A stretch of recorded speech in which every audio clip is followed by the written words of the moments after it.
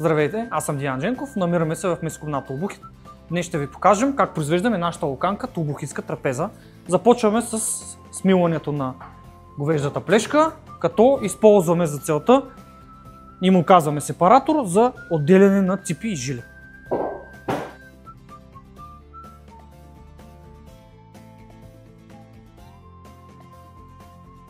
Готови сме с смилането на говеждата плешка, преминаваме към смилането на свинския бут с сланината.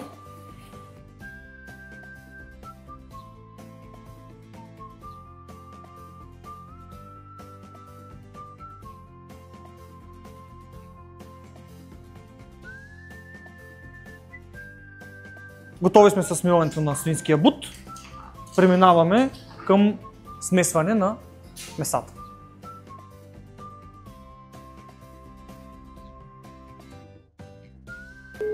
Сега е ред и на говеждото месо. Изсипваме в машината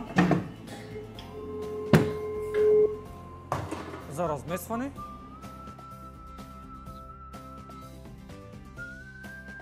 След което и добавяме подправките.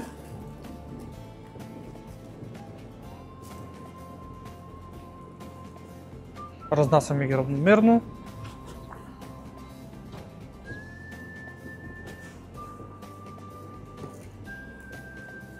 Тук искам да отбележа, че слагаме само натурални подправки.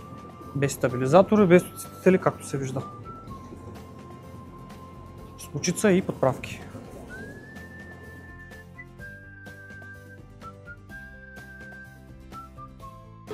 Разбъркахме хубаво сместа.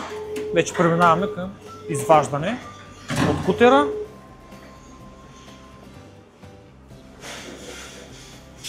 Трябва да добием хубава спойка.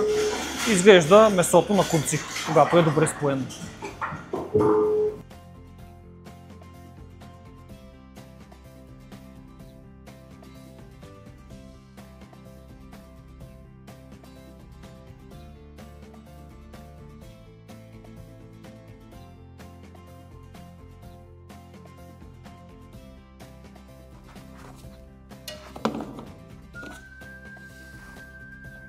Ето това е нашата локанка смес, толбухинска трапеза.